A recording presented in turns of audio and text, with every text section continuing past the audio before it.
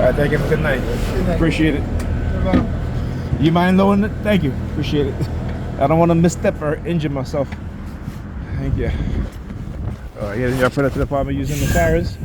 I said injure myself.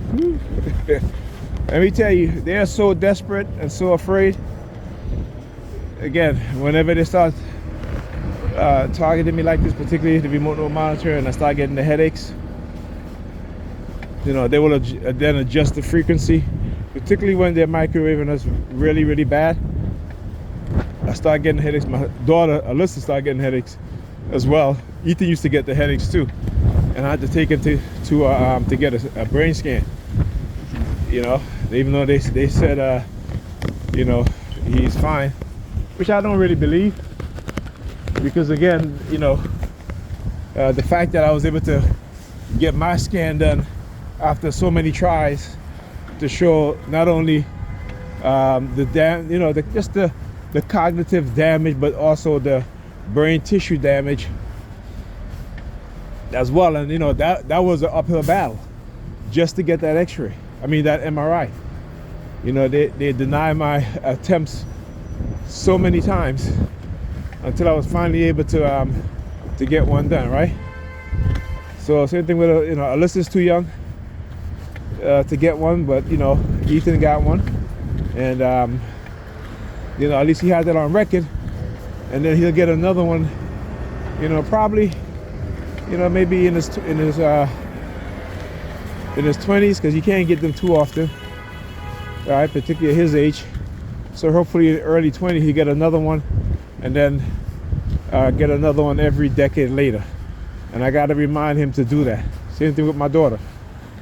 And I'm due for a next MRI, but I want to get the other one. I want to get the fMRI, right? The which is what the American diplomats.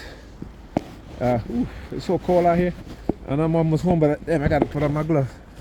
Look, all the black theme, right? Again, I keep telling you, they always use the color, right? They use different colors. Now tonight, on the way home, is the black theme. Okay, this is what they do. Now, speaking of the homeless guy out there waiting, like I said, I saw him. You know what I'm saying? And he was as the bus pulled into the bus stop, as I got up, he turned his back. He literally turned his back, and then he walked behind the bus shelter, right? You know, to block my path. And then he's like, "Oh, I'm asking everybody. I saw you out here, bro. There's other people that got off the bus. You didn't go ask them anything." But I talk about how they will specifically send the homeless in order to engage in targeting. You know, that's why I expose their asses, man. You gotta expose them for who they are, because they're a bunch of criminals.